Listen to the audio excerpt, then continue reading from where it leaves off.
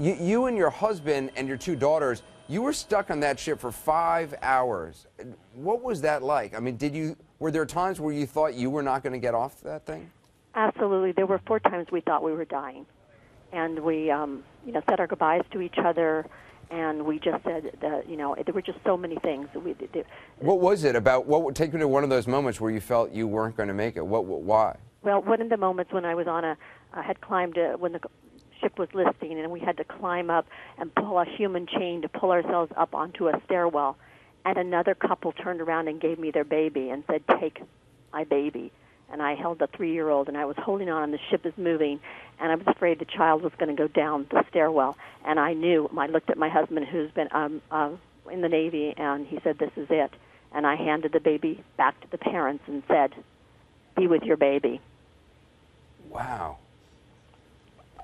What is that like? I mean, to be with your family I just can't imagine this. It's an out-of-body experience. It's hard to believe.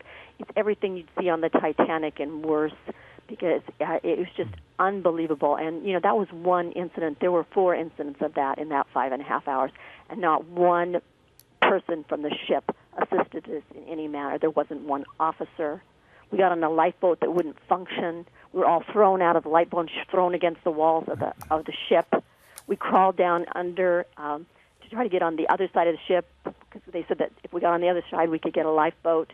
And at the time, the ship shifted again, and we were thrown back. We had to crawl back out. We had to climb a 20-foot ladder with blood falling down from everywhere. And the real heroes were the other passengers on board that lifted us up, and we had to go through crates of things. And then we get to the top of the ship, and we're up there with about 10 people. The rest of the people are left the ship, and you see Coast Guards and flashing lights, and you think they're coming for you.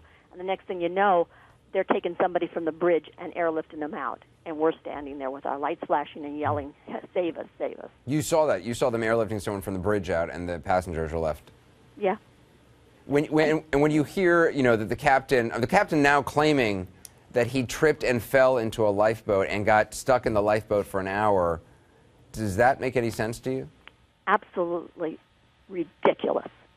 That's insulting to us, insulting to the people that died, insulting to the people like us that went through 5.5 hours.